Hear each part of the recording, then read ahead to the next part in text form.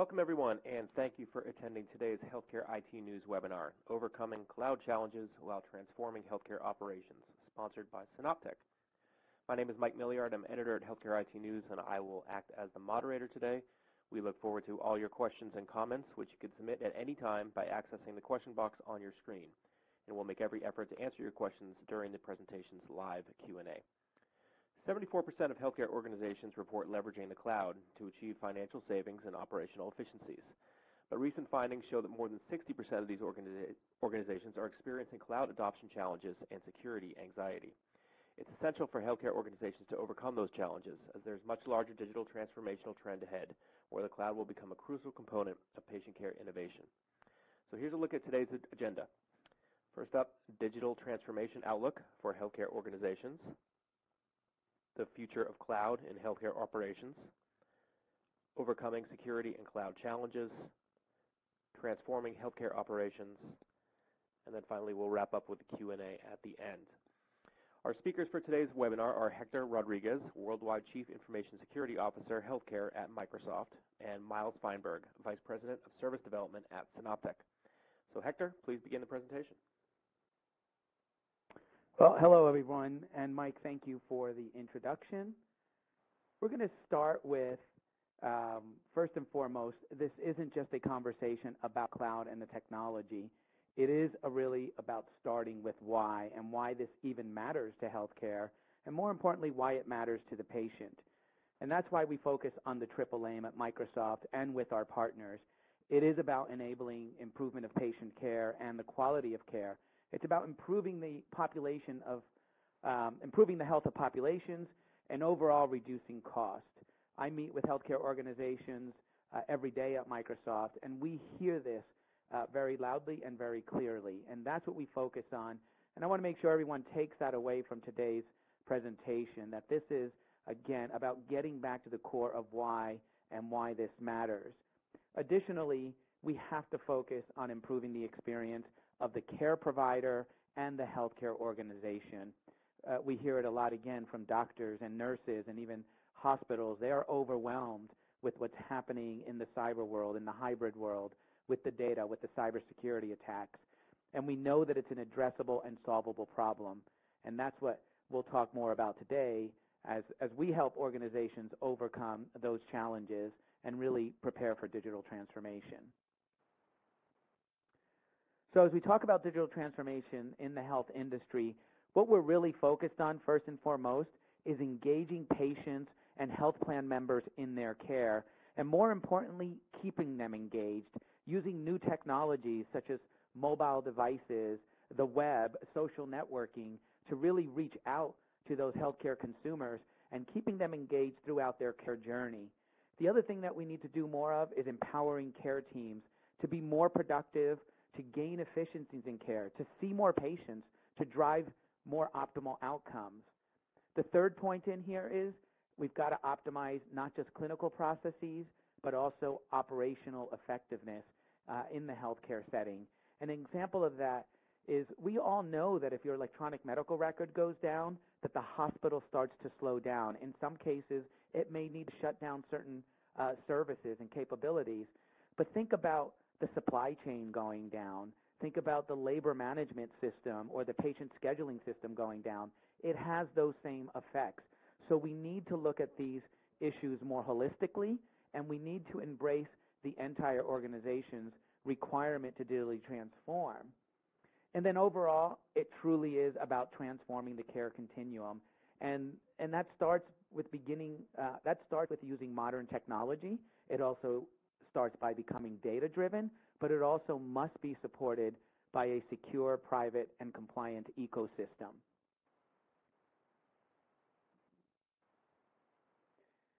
And when we look at this, though, we also have to keep in mind the concerns of healthcare overall. So we talked about the triple aim, and that's important that we're all marching towards those objectives, but we also have to help healthcare solve some of the concerns that they're seeing today, beginning with growing population. I mean, let's face reality, we're all getting a little bit older every day.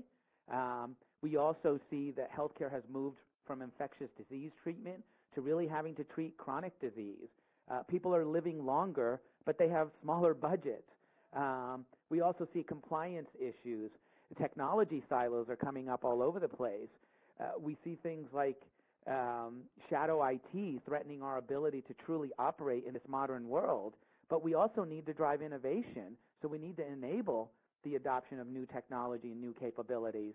We also have to look at how medical advances are occurring in this hybrid, very connected world. How are organizations leveraging big data and genomics and analytics, machine learning, and again, Internet of Things, all connected through the cloud or the hybrid cloud to truly engage those patients and foster better care processes.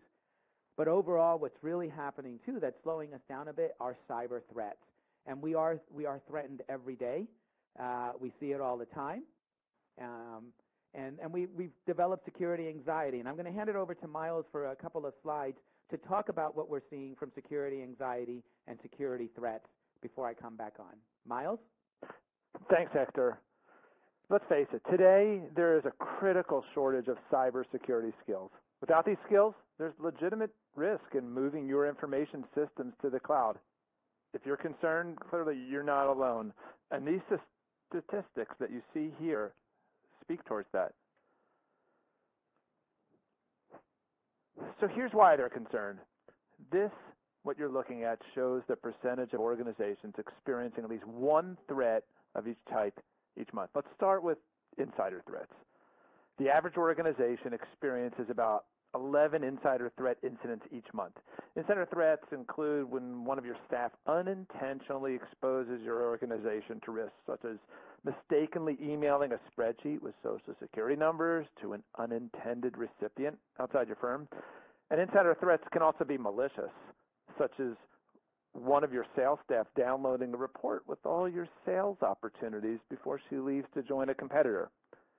Let's go on to privileged user threats.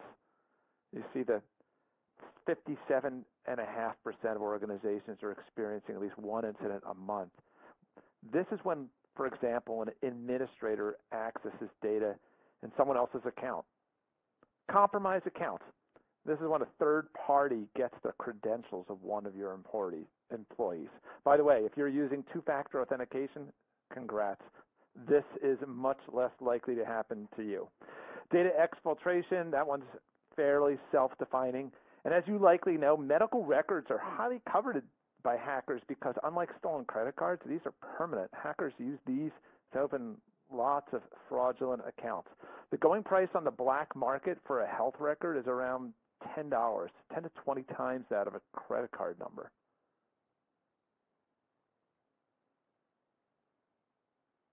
Thanks, Miles. And we brought Miles on to generate the anxiety, and then we'll calm everyone down and really talk about cloud adoption, the hybrid cloud in healthcare, and what the future is starting to look like.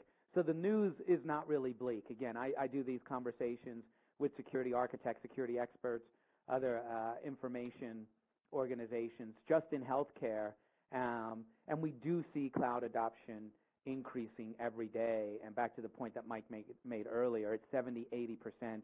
We see a lot of cloud-first thinking, and it's not just because CMS said it was a good job or the Health and Human Services organizations have adopted cloud-first thinking and the White House has adopted it.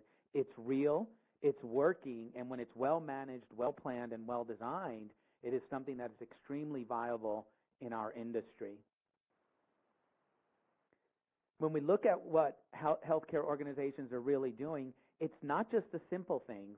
We actually have organizations who have managed to put their electronic medical record systems into the cloud, from small providers to large healthcare integrated networks.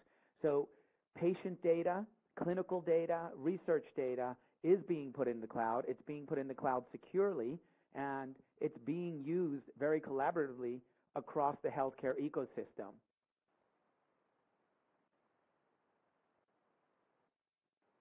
We also see clinical research really making its way into the cloud.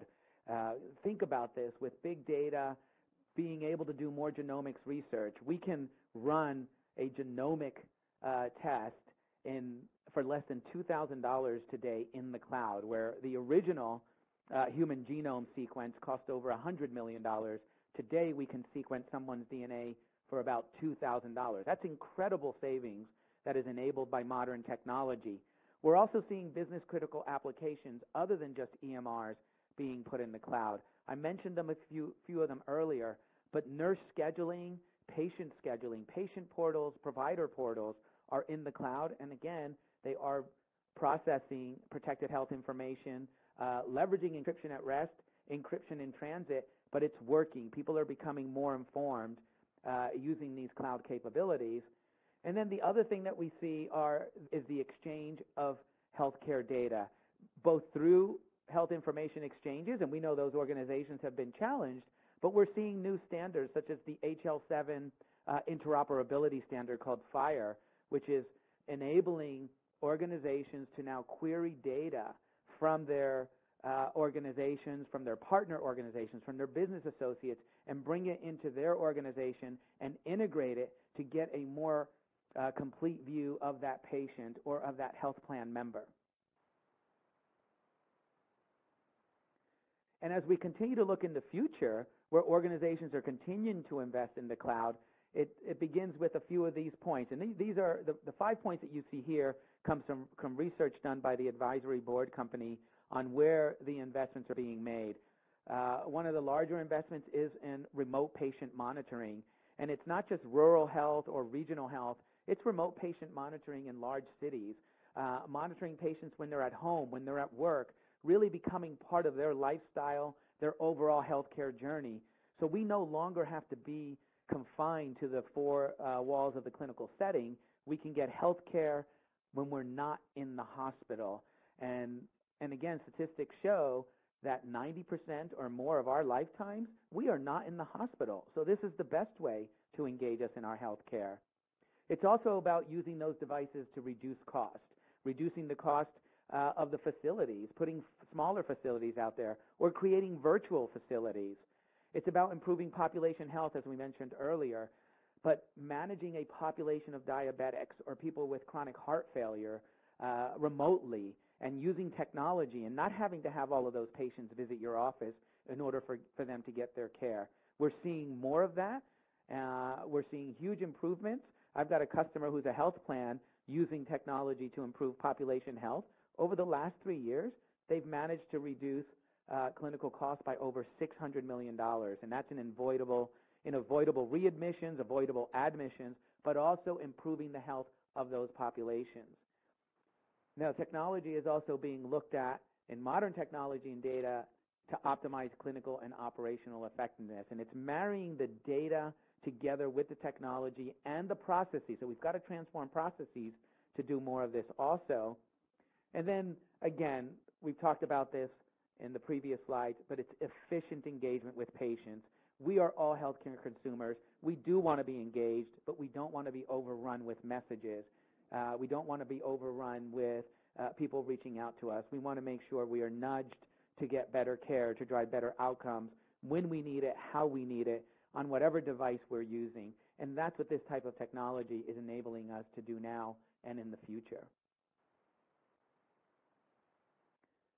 So let's go through some of these cloud challenges that we mentioned earlier. And the ones that we're going to focus on are security, risk, and compliance. We'll talk about the lack of technical expertise and resources, but also how you can get more of that to make sure that you begin your transformation to the cloud as early as possible with expert advice, but also overcome or avoid some of those challenges from the lessons that have been learned in previous engagements. We'll look at cost and performance management of the cloud, because the cloud really should cost you less than doing it on-prem. If it doesn't, then we are compromised right from the beginning. And then overall, it really is about talking about your digital transformation strategy and how all this comes together to work with your organization. So we'll start to talk about how we overcome these challenges. I'm going to start with security, risk, and compliance, and then Miles will jump in to talk with us about the others. What we see in healthcare is that cloud security, privacy, and regulatory compliance are sometimes just missing. They're missing from the beginning of the design of a solution. They're missing from the beginning of the adoption of a new application of a new care process, and we have to reverse that. We have to make sure that cybersecurity, privacy, and compliance are there by design. They're at the beginning of design. They're part of the architecture. They're part of the test plans.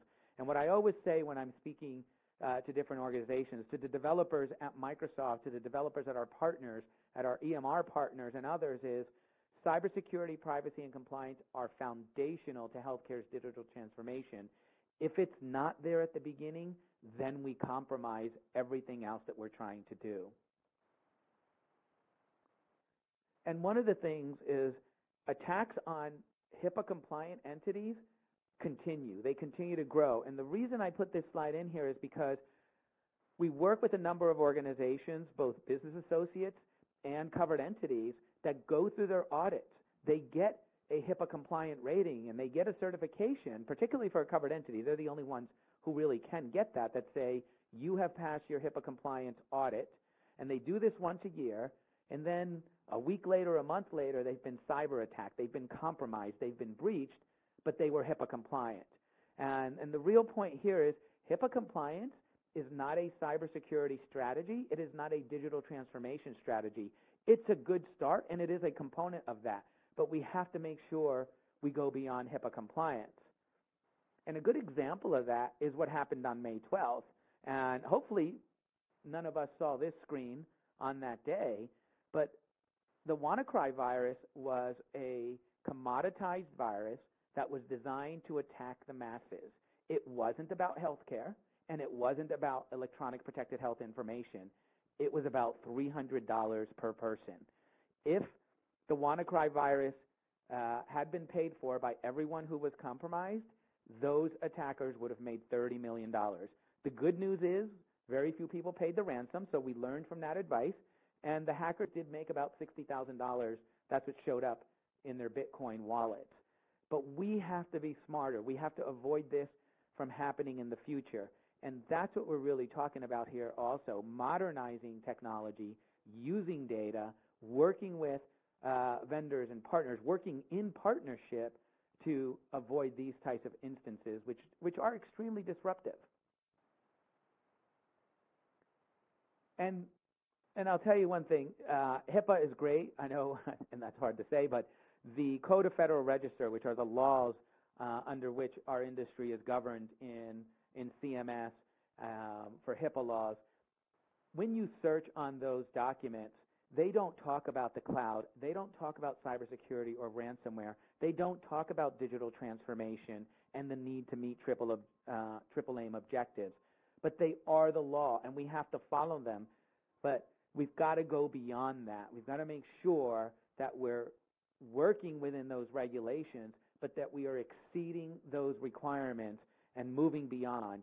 And again, I know that there are new frameworks. We work with them at Microsoft. I'm part of some of these organizations, frameworks such as the High Trust Common Security Framework, the NIST Cybersecurity Framework. They are filling the gap. We follow that line of thinking. We make sure that we certify and attest our technologies, and we work with our partners to do that also. That's all part of the foundation that you're building as you enter your digital transformation journey. So overall, what can we do more of to truly attack these security concerns?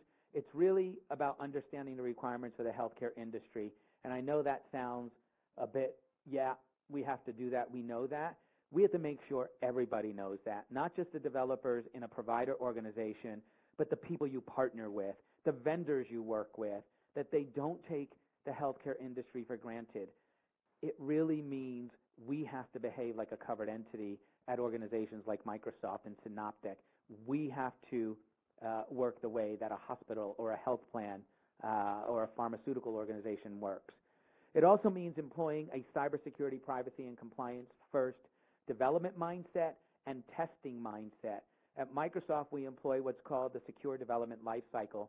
That means that myself, our engineers, our product development teams, they don't start until they understand what the security, risk and compliance requirements, the privacy requirements are in order for what they're working on to operate within a healthcare organization and many other industries. We also need to understand the full security architecture and strategy of our customers, and they need to understand ours. So this is where it becomes collaborative, where it becomes a partnership. We need to look at that end-to-end security value chain and look for those gaps. Where does leakage occur? Where are we opening up an attack surface? Because we need to eliminate that or reduce it where possible. It's really about risk assessment, risk mitigation, and risk reduction. We don't believe that we're ever going to completely eliminate risk, but we can manage it, and we can manage a lot of it out by good design and early design. We also take an approach that we have to secure just about everything. We have to build zero trust into our designs, and that means that identity will be managed, and identity is where we start, but also every packet that flows through the network, both internally and externally, will be inspected, and every solution, every API, every web service will be verified, and it will be verified and verified. And it's doable. It doesn't mean logging in multiple times. It means using technology, modern technology, to automate these capabilities. And then overall, it also means that we all have to be prepared to defend these solutions in these security reviews and these compliance reviews if there is an audit. And that happens with good design, early design. It happens with good architecture, yes, good documentation, using blueprints from your partners, your vendors, using blueprints from the community. And it is a solvable problem. Again, I've shown you some examples, and we'll talk about a couple of case studies at the end, but we see this happening every day. And I'd love this quote from Martin Kuppinger. He does a lot of great work in security and security design. But what he says really resonates. It really resonates for all of us.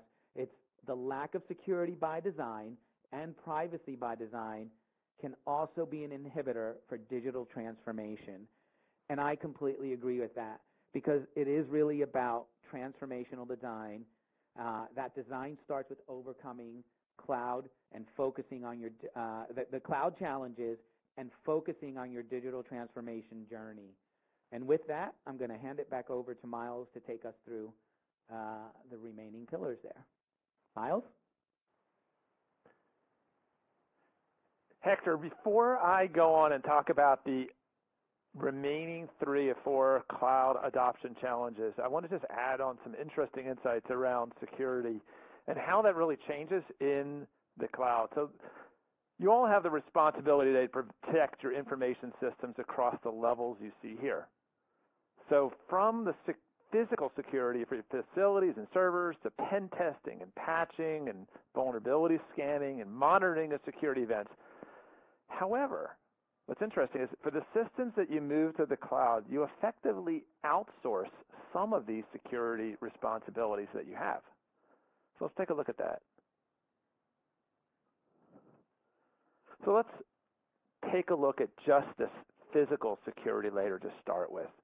For the processing that you move to the cloud, here the cloud provider obviously handles securing the perimeters of the data centers and the building interiors. And let's be honest here, the level of computer security, data privacy practices, and expertise of a major cloud provider like Microsoft is going to be greater than any in-house IT staff. So let's look at some other layers here in that security model. Let's move up next to the next layer, the foundation services. Here again, you outsource this to a cloud provider like Microsoft who ensures a hardened hypervisor, a management console, and a safe library of pre-configured images.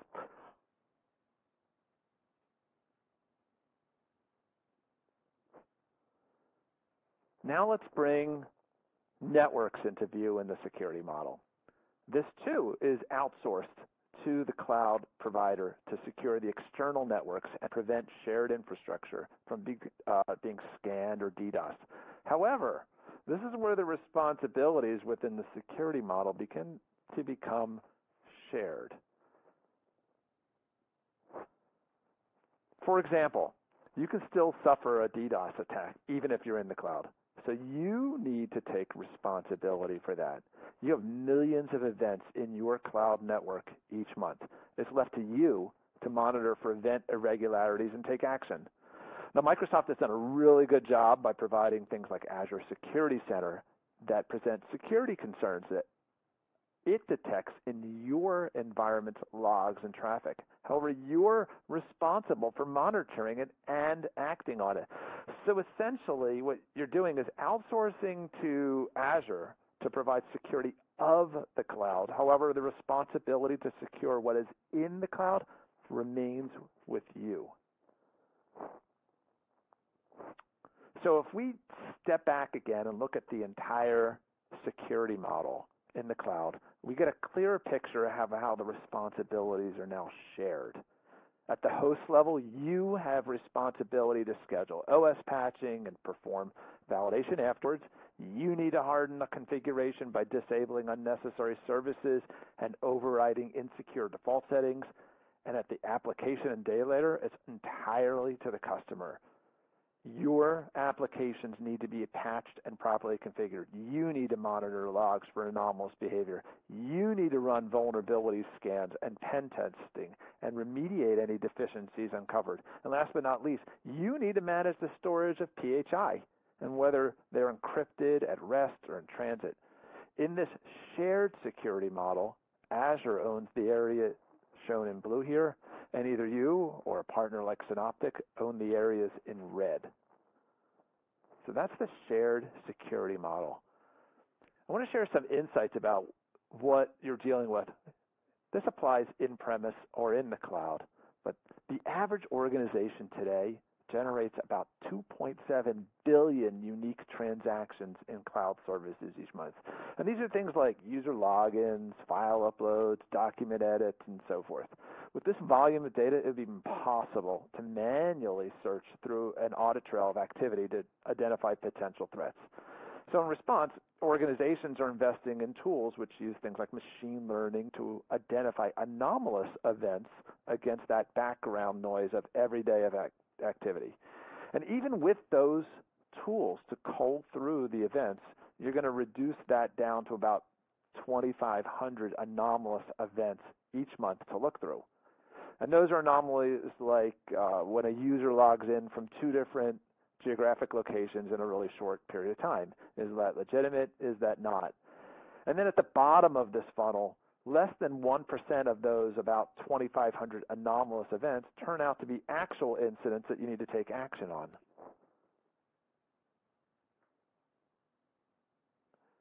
So even if you're lucky enough to have security professionals that you employ, they're suffering from alert fatigue.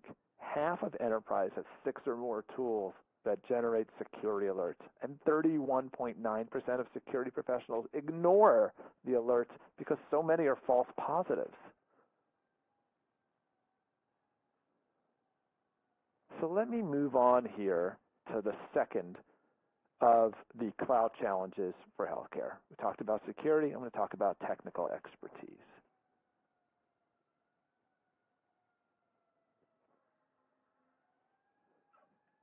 And apparently that has arisen the alarms from outside here. So let's talk about expertise. Organizations that were once the giants in their industries have become also-rans. Meanwhile, startups have become these billion-dollar unicorns in just 2 years, where it once took like 20 years. Much of this is driven by taking advantage of technological innovations, predominantly cloud. However, new skills are now needed, such as virtual networking, containers, configuration management, analytics, cloud monitoring, cloud security, just to name a few. Organizations are undergoing digital transformations to become more agile and cost efficient. And 83% recognize that cloud skills are vital to this transformation. Unfortunately, 2 in 5 firms report that they simply can't hire the cloud skills that they need.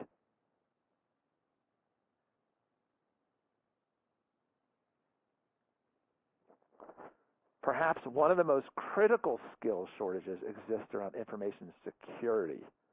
A recent report from the Center for Strategic and International Studies found that a majority of the IT decision makers they surveyed believe that their organizations lack workers with the necessary cybersecurity skills.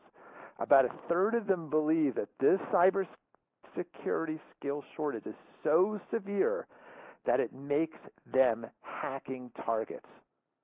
Healthcare organizations need cloud security architects who can implement controls and compliance, and they need security data analysts who can monitor and investigate the alerts.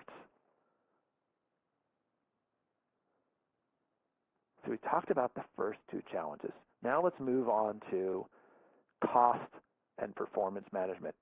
Any CFOs in the audience here, this should hopefully resonate with.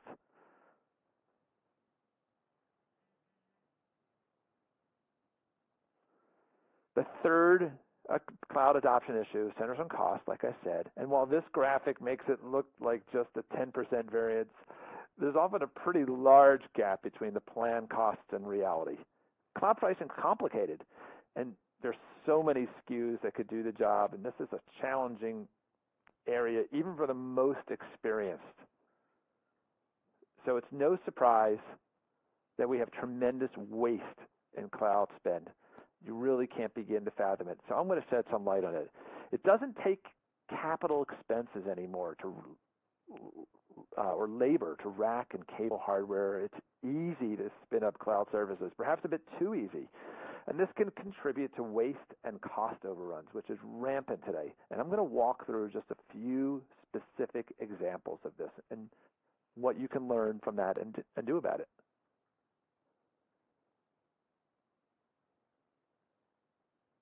So let's not call them waste. Let's talk about savings opportunities here. 76% of cloud spend is on compute. The majority of enterprises are running instances 24/7, but they could be scheduled if, say, they're serving a 8x5 workforce. And not doing that is like leaving the lights on after you leave the room. It's waste. Let's go on to another example of this. 39% of instance spend is on virtual machines, utilizing less than 40% of their CPU and memory. Right-sizing these over-provisioned VMs can eliminate that waste. That means, for example, that when an application running on a machine with 16 gig of RAM only needs to run on a VM with, say, 7 gig of RAM, you reassign it to an instance with 7 gig of RAM and save. Next, storage. When it comes to cloud storage, we all know that companies don't clean up storage that isn't being used. I'm sure we're all nodding up and down. 7% of cloud spend is wasted on unattached storage and old snapshots. And a last example of a savings opportunity. Microsoft obviously has spare capacity to handle customer growth and spikes in demand. Most of the time, that spare capacity is unused. So Microsoft, innovatively, has offered to sell that at 60 to 80% off. But the bargain that you make is that they can take that back at any time to give it to customers who are willing to pay full price. However, organizations like yourselves can use Azure spare capacity to run non-production VMs at a fraction of the price. So those are a few examples of really being better custodians and having good fiscal controls over your cloud spend. So now let me go to the last of the 4 cloud challenges around the digital transformation strategy. And this is really a journey, so this is going to take me a little longer to walk you through it.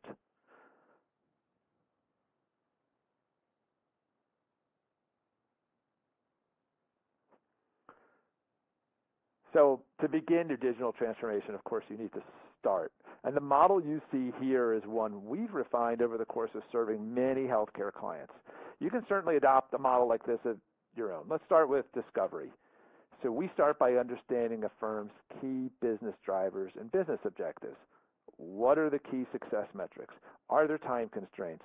We also learn about technical constraints and requirements. For example, are there dependencies on legacy applications or legacy operating systems that aren't supported in the cloud?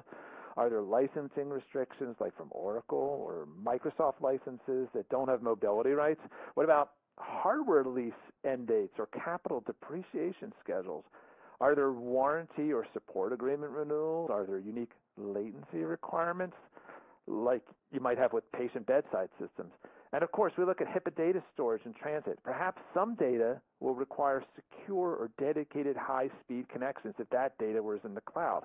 How will authentication work? How will Active Directory or LDAP authentication need to be extended into cloud? So that's part of what goes on in discovery. Next, let's talk about assess. So here, we deep dive into a customer's actual existing physical and virtual environments to measure their application workloads. We then map this to the best fit amongst a really large set of possible instance types and storage types of both Azure and AWS. And to do that, we look at detailed performance measurements, peak CPU, storage capacity, IOPS, and many other things. And in the process, we do the right sizing that I previously discussed. And then we compare the total cost of ownership across the public cloud alternatives to make some business decisions. Then in planning, here we examine all the applications and their suitability to running the cloud. We work to understand the effort to migrate the different workloads, examining things like inbound firewall rules or DNS and so forth. We try to group applications based on their dependencies and prioritize early migration phases versus later migration phases, and even which applications should probably remain on-premise. We keep our plans manageable. We generally defer re-platforming until after a move to the cloud rather than part of the migration. And as we go into migration, we get everyone on board. We keep everyone focused on the original project scope and avoid scope creep. And I'm going to talk about the operate and transform steps in the journey next.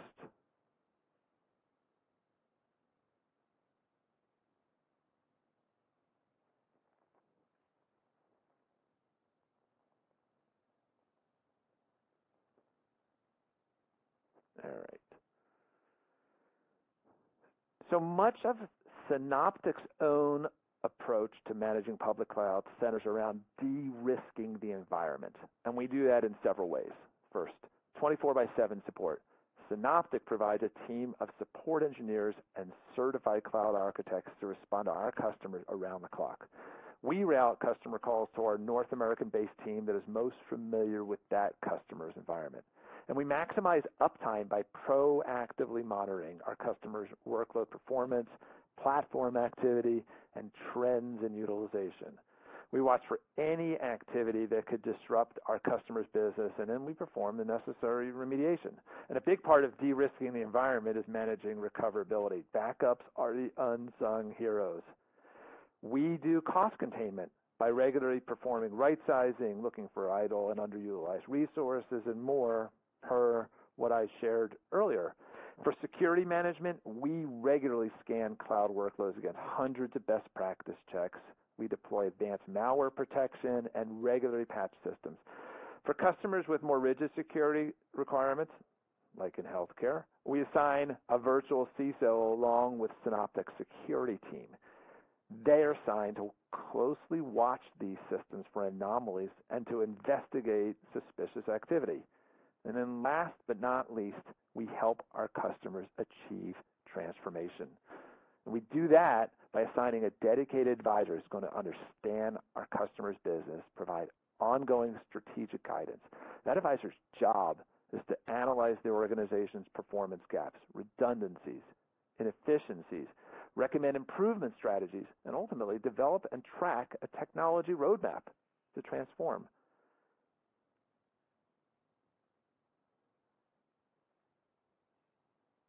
Now, this is an interesting view of all the categories of services offered by Azure. And AWS has their own view of it, and it's similar. When most people think about adopting cloud, they're thinking about the area highlighted at the bottom here in yellow, infrastructure services. They think about getting out of the hardware and data center business, about trading CapEx for OpEx. They think about the cost efficiency of paying for just the compute and storage they need, and only when they need it. They think about the operational efficiencies they'll achieve by being able to easily spin up services up and down. And those are all valid, but these infrastructure services are just the beginning of the journey in public cloud. Some real transformation occurs in platform services. And when organizations begin to leverage platform services, they become significantly more efficient and innovative. When you use platform as a service, or PaaS, your organization stops dealing with environment setup and operating systems management. You essentially outsource this to the cloud provider, who then ensures scalability and consistency and security. So let me show you some examples just briefly. Okay, a couple of quick examples of the type of transformation you can leverage. Take Azure SQL. You no longer license a dedicated SQL server. You don't need to install the software. You don't need to set up a cluster for high availability because Microsoft does that. No more SQL Server upgrades to manage, nor are there any servers to patch and upgrade. You just pay for the SQL horsepower you require. And aside from the operational efficiencies, there are platform savings right off the bat. Another example is Azure Functions, which is Microsoft's counterpart to AWS Lambda. With Azure Functions, you write little bits of code to deal with very specific situations. For example, responding to an event that may occur, or running monthly batch processing. You don't need to manage servers again. You don't need to pay for servers and patch them. You just pay for little bits of execution time if and when they occur. And with these small incremental investments you make, you progressively automate tasks as you see fit without any large investment. And there's other examples. We could go on and on, like desktop as a service. Just those are to name a few. Let me talk now about Synoptek as we kind of reach the closer of this, and then we'll go into a Q&A. We're a 15-year-old firm with over 500 employees with offices across the United States. We have hundreds of active clients for whom we manage their information technology and keep them secure.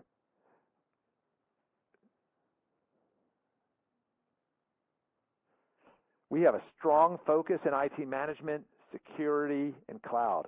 And last year, we were ranked as number 4 total service provider by MSP Mentor.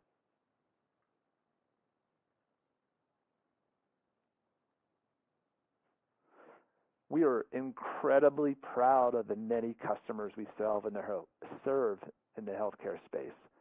And these are the obligatory logos of some of them. We'll briefly cover 2 firms as case studies. And Hector, I'm going to start with yours. Thanks, Miles.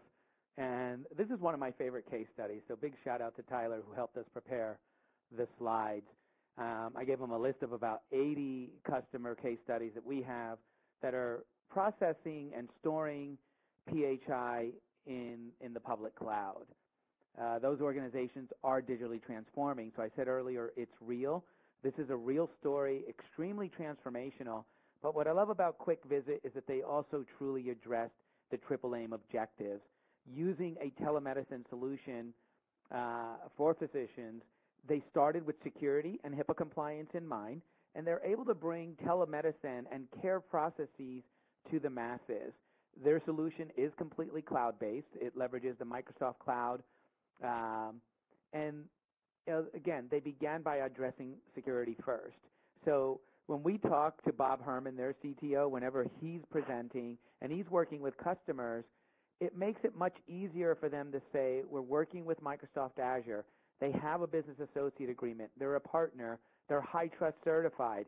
So that entry point makes it much easier to just inherit those controls, those certifications and attestations. But also, leveraging the cloud, they were able to build these new services and scale up and be highly available across these geo-redundant data centers and really go wherever their patients are, not making the patients come to them, but meeting their patients in this virtual world for these telemedicine sessions. And then it's just allowed Quick Visit to grow overall. They are experiencing rapid growth. They are addressing the health of populations. they are improving the care of the individual. They are improving the experience, and they are doing it at lower cost. So again, going back, all the triple aim objectives met. Their doctors are actually more efficient, so we'll add the fourth one. And just a great example of what success looks like when you sit down, you design it properly from the beginning, you incorporate security, privacy, and compliance, you drive this type of outcome. So Miles, you get the next one.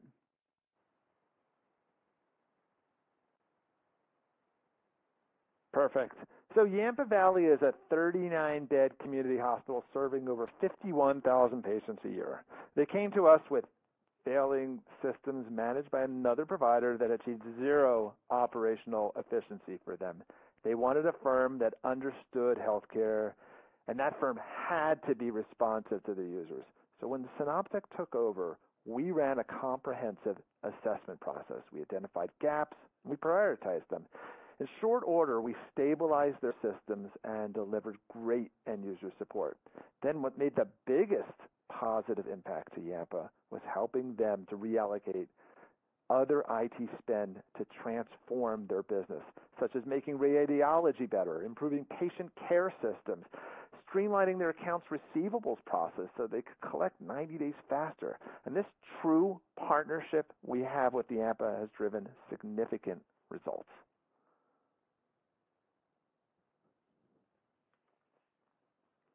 So 4 quick takeaways here. Cloud is not to be feared because it can be transformational. You have a shared security model in the cloud, as we went in and discussed. Following a mature cloud operational model is key to your success. And one shameless plug, consider leveraging an experienced partner.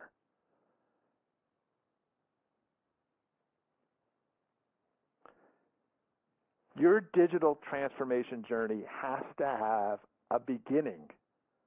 We happen to have funding to run 3 organizations through the very process we use. So if you have sanctioned cloud initiatives, please email Tyler at the address shown here. Thank you very much. We'll go into questions and answers. All right. Thanks very much, Miles and Hector, for a really great presentation. We encourage you to submit your questions. We already do have a few, so let's get to them. First up, and I think this one is for Hector, but both of you could obviously feel free to weigh in. But what is one tip you could give us to get started on our cloud journey? Hector, I'll take that if that's okay. Okay, I was going to say. Oh, okay. I'm going to say, first of all, I'm glad you showed this offer because I always say to my customers, my partners, and others, take advantage of the offers from a partner who has the experience, and particularly when they're really willing to foot the bill. So, Tyler, Miles, go ahead and talk a little bit more about this. Oh, okay. All right. So the question was asking around a tip that could get someone started. And I would say consider establishing some type of cloud business office up front. And this could be your central point of decision-making and communication for your cloud program, both internal and external to your company. And include the leadership team, folks like your technical and security leadership, legal, HR, finance, and maybe application or business owners. And this serves as your operational and governing body to guide all aspects of your cloud program from the first implementation through any ongoing exercises. Very good. Another one that I do believe is for Hector. How are you encrypting data in the cloud? So that's a great question. I'm glad that was asked. One of the things about encryption and just enabling privacy and security in the cloud, it does have to be an end-to-end architecture. You need to think about this holistically. And when you're designing that, please make sure that you include your CISO, your security architects right from the very beginning. Don't make it an afterthought. But encryption is your friend, and you want to encrypt the right things for the right reasons in the right places. Within the Microsoft Cloud infrastructure, we do employ encryption in transit, so SSL technologies. We also employ encryption at rest using FIPS compliant encryption algorithms. Within some of the products themselves too, we have encryption capabilities for row level, column level encryption, as part of the question was. So in the latest versions of SQL Server, for example, you can take advantage of the always-on encryption function, and that always-on encryption does work when you're using different analytics tools and so on. But again, encryption is your friend. It is a strategy. It's something that you have to architect, and you want to build into being able to support that throughout the life cycle and the flow of the data both within and externally to your organization. We have someone else wondering, what are some of the main concerns you guys hear from clients when it comes to making the move to the cloud? I'll start, Miles. You probably have a few, but I'll tell you, I've been doing this for a number of years, and at Microsoft, we did sign our first HIPAA Business Associate Agreement about 8 years ago, and we had to address a number of these concerns. It started with security and compliance. Those were key, and the industry has managed to mature through that, and we know that we can address those. One of the other ones is organizations fear losing control of their data, losing control of their operations. You do not do that in the cloud. You don't do it in the hybrid cloud, but it does mean you have to adopt the right tooling, the right operational management, the right governance tools. Don't give up all of those tools to your outsourcers. So even third parties who provide security operations centers, network operations centers, they should be part of your strategy, but they shouldn't be your only strategy. So really critical to understand that you don't lose control. You work with cloud vendors who keep control, who don't use your data. People like Microsoft, we don't look at your data. We don't really want your data. We use it to provide the service back to you, but we don't use it for marketing. We don't use it for sales. We don't use it to do research studies. It's your data, and we know that. You choose the data centers it goes into. You choose how it gets copied. You choose to pull it back. That's what you want to look for as you start to leverage cloud, the public cloud. Hector, I'll just add to that the fear starts with losing control, and your answer was perfectly valid. And that fear doesn't need to be realized because there's great mechanisms for control. The fear should be is losing visibility and insight to what's going on. And if you would rely on the bill from your cloud vendor, you're not going to get any deep insight. You're going to get an aggregate of instances and aggregate of compute usage and storage and bandwidth that doesn't tell you the business impact. If you have some function that your spend should relate to a cost per user, you're not going to get that unless you use the tools and apply tagging and really plan for how you can then allocate those costs to meaningful data points in your organization. So the fear starts, as you pointed out, as that loss of control, which isn't really realized. And what people should really be thinking of is, how do I measure and really understand and get insight into what's going on? How do you statistically de-identify data? Someone else is asking. So again, that's it's a simple question. It's really a multi-part answer to this one because there are different strategies for data de-identification. One of the things I do want to repeat is Microsoft doesn't look at a customer's data. We don't de-identify it. We store it as the customer puts it in there. Having said that, there are a few strategies. One of them is, as you mark the data or identify if it's high business impact, medium or low business impact, you're going to apply different levels of either encryption, using rights management, using encryption technologies, and also you may choose to apply data de-identification algorithms and strategies to do that. So built into the Azure services, we don't, at Microsoft, I don't believe we have a data de-identification service that you could take advantage of. We have partners who provide those services, and we can follow up and get more specific on who would work with that for you. Now, one more thing I will say, if you choose to do a study with Microsoft, our genomics team, our research teams who are working with you would apply de-identification strategies and algorithms based on what the requirement is.